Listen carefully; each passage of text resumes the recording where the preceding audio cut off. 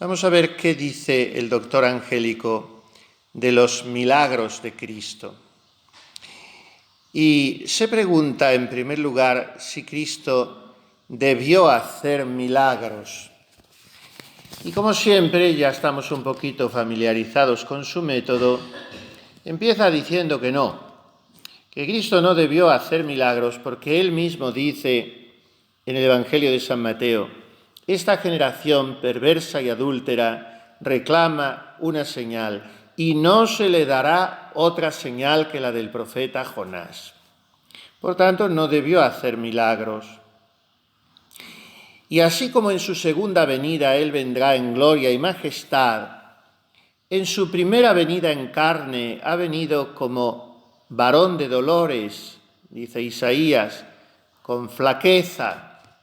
Y la realización de los milagros pertenece más al poder que a la debilidad. Por tanto, al venir en forma de esclavo, parece que no era conveniente que hiciera milagros.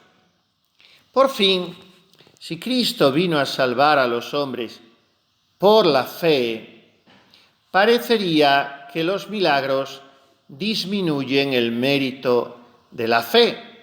Lo acabamos de ver hace un rato, cuando hemos oído que Jesús, un poco disgustado, respondía al régulo que le insistía en que bajase a curar a su niño: si no veis signos, no creéis.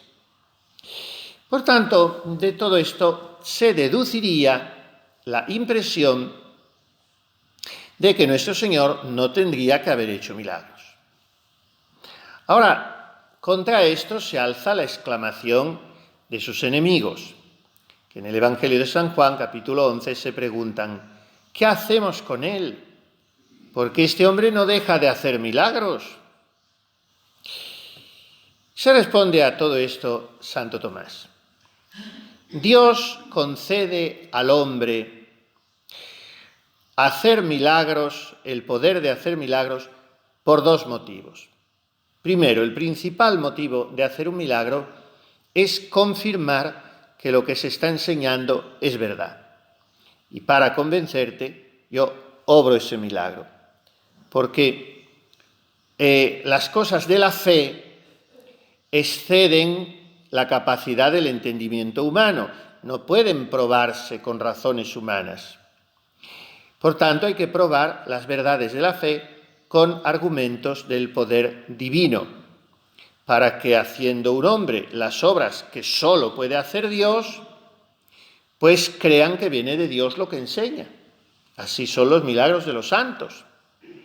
Cuando San Francisco va allí y predica o San Antonio, mejor dicho, predica a los peces, y los peces se asoman pues porque no quisieron escucharle en aquella ciudad, o cuando presenta la custodia y entonces el borrico, antes que al saco de paja, se va, dobla los cuartos delanteros ante el Santísimo Sacramento. En fin, son milagros y cosas que en ese caso ninguno de los dos serían milagros apabullantes, pero curar a un enfermo, resucitar a un muerto, son cosas que contravienen las leyes de la naturaleza.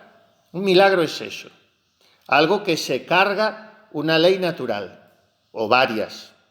¿Quién se las puede cargar? El mismo que las ha establecido, Dios nuestro Señor. Pero un milagro no tiene por qué ser solo la curación.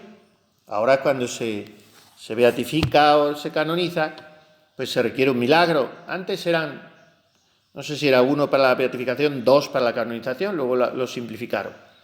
Y hay que certificarlo bien. Entonces los milagros son avales de Dios, son empujones a la verdad que Él nos trae. Pues ese es el primer motivo. Dice Santo Tomás, es lo mismo que cuando uno presenta una carta sellada con el sello del rey. Entonces se sabe que el contenido de la carta es de voluntad real, porque ese sello nada más que lo tiene el rey. Primer motivo, para certificar la verdad de lo que se enseña. Segundo motivo, para mostrar la presencia de Dios en el hombre por la gracia del Espíritu Santo, de modo que al realizar el hombre las cosas de Dios, se crea que el propio Dios habita en él por la gracia. Lo dice San Pablo a los Gálatas 3:5, el que os otorga el Espíritu y obra milagros entre vosotros. Bueno, pues las dos cosas tenían que ser manifestadas a los hombres por medio de Cristo. Que Dios estaba en él, por la gracia no de adopción, sino de unión, y que su doctrina sobrenatural provenía de Dios. Y por ambas cosas fue convenientísimo que hiciera milagros. Y nos dice él mismo en el Evangelio de San Juan capítulo 10, si no me creéis a mí, creed al menos a mis obras, porque las obras que el Padre me ha concedido hacer, había dicho ya en el capítulo 5, esas dan testimonio de mí. Y ahí tenemos la conveniencia de que Cristo hiciese milagros. Y después se pregunta si los hizo con poder divino, si el primero que hizo fue el de Caná, se responde que sí. Si esos milagros fueron suficientes para probar su divinidad, se responde que sí. En fin, eso no nos interesa tanto. Y la siguiente cuestión habla de las clases de milagros en particular que hizo Cristo. Y resulta que realizó milagros sobre las sustancias espirituales, sobre los cuerpos celestes, sobre los hombres y sobre las criaturas irracionales.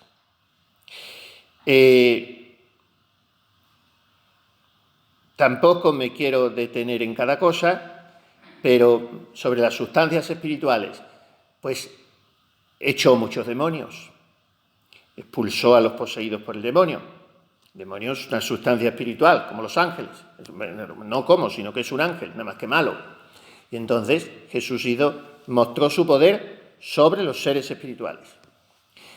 Mostró su poder sobre los cuerpos celestes. Las tinieblas cubrieron toda la tierra hasta la hora de nona, o sea que mandaba sobre el sol, nuestro Señor, y sobre las estrellas. Me acuerdo un Vía Crucis antiguo que se cantaba en los pueblos, muy bonito, que decía al llegar a la estación 10, Jesús despojado de sus vestiduras, se cantaba, por no iluminar tanta afrenta, las puras estrellas cegaron su luz, porque el Señor gobierna los elementos. Entonces Él manda también a los cuerpos celestes. Y sobre las criaturas irracionales, pues el milagro de la higuera, el milagro de calmar la tempestad marítima, etc. Ya digo, no me detengo nada más que en la pregunta que se hace Santo Tomás. Si Cristo procedió oportunamente cuando hizo milagros sobre los hombres, que son en los que estamos meditando hoy, al llegar al final del capítulo 4 y todo el capítulo 5 del Evangelio de San Juan, que es el que nos ocupa en estos días. Los milagros que Cristo hizo sobre los hombres son muchísimos si juntamos los de los 4 evangelios. Pero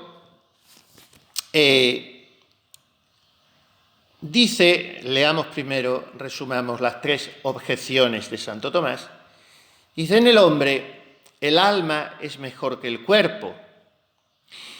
Y Cristo hizo muchos milagros sobre los cuerpos, pero no leemos que hiciese ninguno sobre las almas, porque no convirtió milagrosamente a algunos incrédulos a la fe, sino amonestándolos y haciendo milagros exteriores. Ni tampoco leemos que haya hecho de repente sabios a los que eran necios. Además, Cristo hacía los milagros con el poder divino, cuya propiedad es obrar repentinamente, perfectamente, sin ayuda de nada ni de nadie. Pero Cristo no siempre curó a los hombres repentinamente, porque, por ejemplo, al ciego de nacimiento le curó poniéndole saliva en los ojos y muchas veces les imponía las manos. Y luego el ciego tuvo una curación progresiva, no vio de repente. ¿Ves? Bueno, veo, parecen árboles que se mueven, O sea que fue un milagro, por ejemplo, aquel, entre comillas, digamos, un poquito imperfecto. Termina estas tres objeciones diciendo Santo Tomás, aquí está muy fino en esta cuestión, dice, las cosas que no se implican mutuamente, o sea que no tiran una de otra, diríamos, no hay por qué quitarlas a la vez. La que tira una de otra, pues sí, es como las cerezas, tienes que quitar a la vez, pero si no están interrelacionadas, no hay por qué quitarlas a la vez. Ahora bien, la enfermedad corporal no siempre es causada por el pecado, no siempre es un castigo. Lo dice también nuestro Señor en el Evangelio de San Juan, también cuando el milagro del ciego, el capítulo 9. ¿Quién pecó? ¿Este o sus padres? No pecó ni este ni pecaron sus padres para que naciera ciego. Por tanto, a los hombres que buscaban la curación de sus cuerpos, no era menester que también Cristo les perdonase los pecados. Por ejemplo, como el paralítico. ¿Quién es este para perdonar pecados? Cuando le dijo al paralítico, tus pecados te son perdonados. O sea, la salud corporal es menor que la salvación del alma, claro, que el perdón de los pecados. Y por tanto, no parece ser un argumento convincente que Jesús, al hacer los milagros, también perdonar los pecados. Los milagros de Cristo fueron hechos, como se ha dicho antes, para confirmar su doctrina y para dar testimonio de su divinidad. Ahora bien, si eran para eso, se pregunta Santo Tomás, ¿por qué Cristo prohibió a los curados milagrosamente que lo dijesen a nadie? Porque esto aparece también muchas veces después de los milagros. No me digan ustedes que muchas de las cosas que estamos diciendo, a veces, como frenando el pensamiento por si fuera una mala tentación, no nos las hemos planteado nosotros. Cuando leemos el Evangelio y leemos los milagros, y dice uno, bueno, y esto me chirría un poco, esto es raro. Y dice uno, ¿y quién soy yo? Dios me libre a mí, la palabra de Dios, y esto está así. Bueno, pues llega un Santo Tomás y se lo pregunta. Porque los grandes santos, cuando son buenos teólogos, se puede abordar todo. Ahora, si vas a abordarlo en plan, como lo hacen los modernistas, para decir, no, esos son cuentos que se inventaron los evangelistas, eso es mentira, eso es el modernismo. Abordarlo así no. Pero abordarlo para dejarme enseñar por la palabra de Dios, porque no hay nada en la palabra de Dios, ni una coma, ni un gesto de nuestro Señor, nada que sea indiferente. Miren, en los evangelios faltan muchísimas cosas. ¿Cuánto nos hubiera gustado a nosotros saber muchas cosas de la infancia de nuestro Señor, de la Virgen Santísima, de nuestro Padre San José? 1000 detalles nos hubieran encantado saber. De la vida pública de nuestro Señor, qué comía, qué le gustaba a Jesús, pues tampoco lo sabemos. ¿De qué lado dormía? Tampoco lo sabemos. En fin, yo qué sé, estornudaba mucho, estornudaba poco, pues nunca. Eso ya sí que lo sabemos nunca. Porque nuestro Señor y la Santísima Virgen no estuvieron enfermos nunca, ni siquiera de un constipado, nada. Sufrieron más que nosotros, cansancios, dolores, fatigas, incomodidades, como decíamos ayer, pobrezas, todo, hambre, sed, todo lo que trae la condición humana. Eso lo trae la condición humana de por sí, pero la enfermedad la trae el pecado original. Entonces, no lo pudieron tener. Y sin embargo, la muerte sí la probaron, por lo menos nuestro Señor. La Santísima Virgen no lo sabemos, cada uno que piense lo que quiera. Porque el dogma de la Asunción, Pío XII lo dejó para que cada uno piense lo que quiera. María, terminado el curso de su vida terrena, porque los hay que son devotos de pensar que se durmió, los hay que dicen que se murió, lo que sea. Pero nuestro Señor sí probó la muerte. ¿Por qué? Porque tenía que redimirnos de todo el pecado. Pero antes de eso no. Enfermedades no. Hoy se consideraría esto un maximalismo, pero es lo que enseña la sana teología y la tradición. Pero sufrir más que nosotros, mucho más, de toda clase de incomodidades. Pero faltan muchos datos en el Evangelio que nos gustarían, porque saciarían nuestra curiosidad, incluso a lo mejor nuestra piedad, pero no nuestra fe. Para nuestra fe, Los evangelistas escribieron lo que el Espíritu Santo les dijo que tenían que escribir y se acabó. Y no necesitamos más. Pero lo que escribieron, todo era necesario. Y entonces si escribieron que nuestro Señor hizo con un poco de barro y la saliva ahí una cosa y se la puso al ciego, bueno, ¿y esto por qué? Todo es necesario. Vamos a ver cómo lo explica Santo Tomás, partiendo de una afirmación de San Marcos. El evangelista San Marcos, si todo es necesario en los 4 evangelistas, en San Marcos casi más que ninguno, porque como es tan breve y dice tan poquitas cosas, lo que dice son pepitas de oro. San Marcos tiene más que 16 capítulos y San Lucas tiene 24 y San Mateo 28 y San Juan 21 y San Marcos el que menos. Entonces San Marcos es un evangelista muy sencillo, cuidado, que a veces dice cosas que ninguno de los otros dicen. Se complementan los evangelistas. Y entonces San Marcos tiene esta afirmación. Marcos 7:37. Todo lo hizo bien. Todo lo hizo bien. Hizo oír a los sordos y hablar a los mudos. Y se responde Santo Tomás una respuesta mucho más breve y más sencilla que todas las objeciones que ha puesto, que ya vemos cuántas han sido. ¿Por qué no curaba repentinamente? ¿Por qué perdonaba al mismo tiempo los pecados? Por fin, muchas cosas que se ha planteado. Y ahora viene y dice, todo lo que se ordena a un fin tiene que guardar proporción con tal fin. Pues Cristo vino al mundo y enseñó en el mundo, ¿para qué? Para salvar a los hombres. Lo veíamos el otro día en el capítulo 3 de San Juan. Tanto amó Dios al mundo que envió a su Hijo, no para condenar al mundo, sino para que el mundo se salve por él. Por eso fue conveniente que Cristo mostrase, mediante las curaciones milagrosas de los hombres, al modo de los hombres, con los instrumentos que usamos los hombres, imponer las manos, la saliva, vete al sacerdote, en fin, que Cristo mostrase que era el Salvador espiritual y universal de todos. Ahora, explica un poco más Santo Tomás. Para conseguir un fin, los medios se distinguen del mismo fin. Yo tengo que usar unos medios que me convengan para llegar al fin, pero son distintos. Pues bien, los milagros que hace Cristo se ordenan a un fin, que es la salvación de mi parte racional, de mi alma, la justificación de los hombres.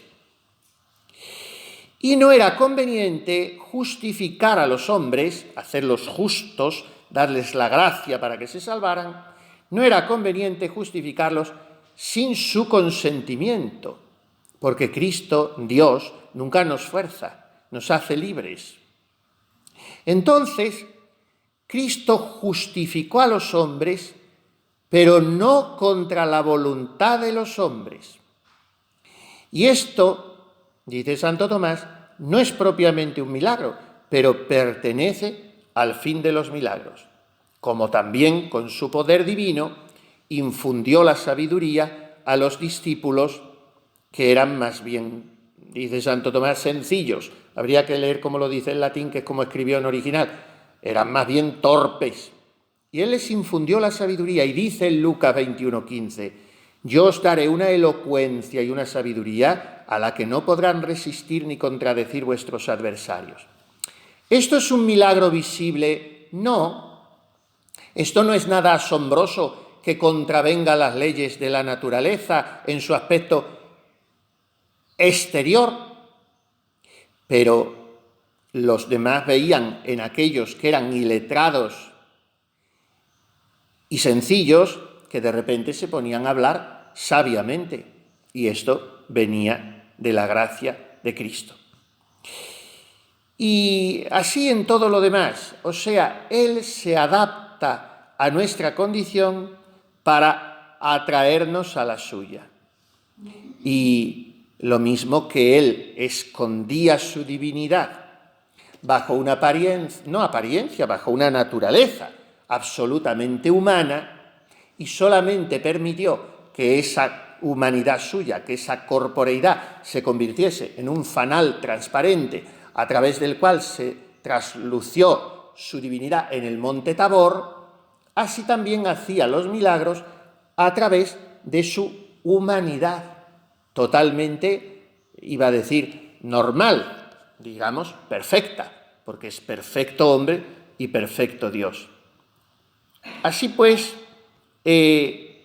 por todos los testimonios de los milagros de Cristo, que son muchísimos en los evangelios, resulta evidente que Él lo que quería era cambiar las almas de los hombres, no solo justificándoles e infundiéndoles sabiduría, sino también atrayéndolos exteriormente o impresionándolos o dejándolos atónitos, lo que pertenece a los propios milagros. Cristo vino a salvar el mundo, este es el resumen de todo, no solo con el poder de su divinidad, sino mediante el misterio de su encarnación. Por eso, con frecuencia, cuando cura a los enfermos, no usa solo del poder divino, simplemente ordenando. Quiero, sé limpio, o echa a los demonios, sal de él, o calma la tempestad marítima, ordenando a las olas y a los vientos. No cura solo usando del poder divino con imperio, sino que también añade algo de su humanidad. Impone las manos, pone saliva en los ojos del ciego, hace barro con la saliva. ¿Y por qué? Dice San Agustín. Hizo barro con su saliva porque el Verbo se hizo carne, para significar que Él mismo era quien había formado al hombre del barro de la tierra. Y es muy larga, no quiero seguir porque el tiempo se nos acaba, pero en fin, el resumen es este. Cristo ha venido a salvar al hombre, Cristo ha venido a santificarnos, Cristo ha venido a infundirnos su gracia, Cristo ha venido a levantarnos. Los milagros son medios por los cuales Él, curando los cuerpos, viene a manifestar su voluntad de que lo que viene es a salvar nuestras almas. Pero esto lo hace no de una manera deslumbradora para nosotros, sino adaptándose a nuestro lenguaje, a nuestros medios. Corolario que decían los escolásticos o los clásicos de todo esto y que para nosotros podría ser conclusión, moraleja, aplicación práctica, resultado. Usted es esposa de Cristo y usted está llamada a ser reproducción de Cristo, destello, reverbero de Cristo, presencia de Cristo.